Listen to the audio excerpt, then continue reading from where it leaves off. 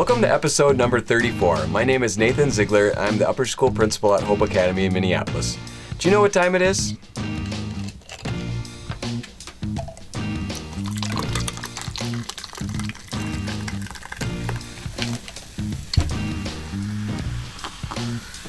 It's time for a science demonstration from Mr. Quiggle.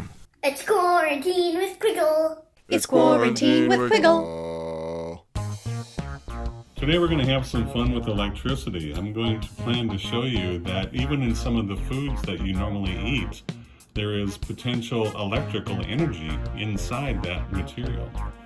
Here I have a lemon, an orange, an apple.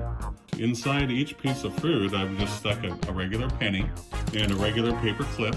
They're stuck down through the skin of the fruit into the fruity part. I also have here an electrical meter. This is a voltmeter. It's going to measure potential electrical energy in millivolts.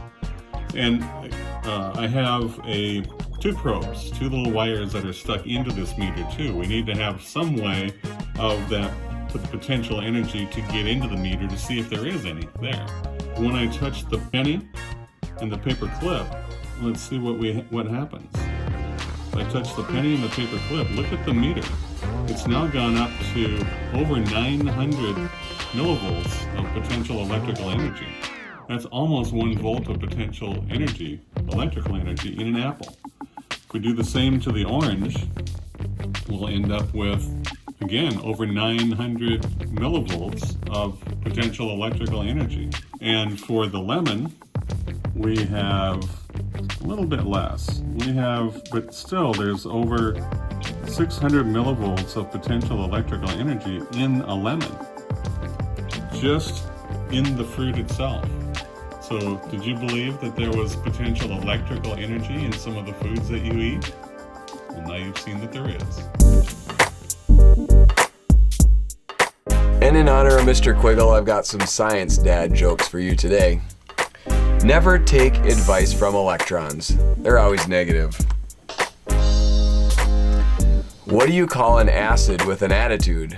Amino acid. And why can you never trust atoms? Because they make up everything.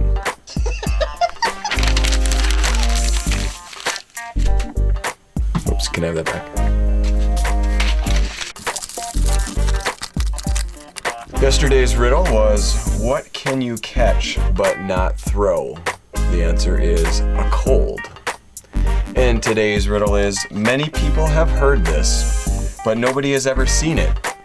It will never speak back until you speak to it. What is it? Today's advice and word of encouragement is from Senior Daniel Smith. Hope seniors, they're all really nice. Hope seniors, gonna give you advice. Hope seniors, what they say should suffice. Hope seniors, seniors. Daniel says, do not let your depression make you. Do not let your body define your soul. Let your soul define your body. Your mind is limitless. You are worth more than you can believe. All you have to do is dream, and all you have to do is want to fulfill that dream and have the strength. My favorite Bible verse is Jeremiah 29:11. For I know the plans I have for you, declares the Lord. Plans to prosper you and not to harm you. Plans to give you a hope and a future. The reason why I like this Bible verse is because it reminds me of God's promise. Thank you, Daniel. Have a wonderful day, everyone.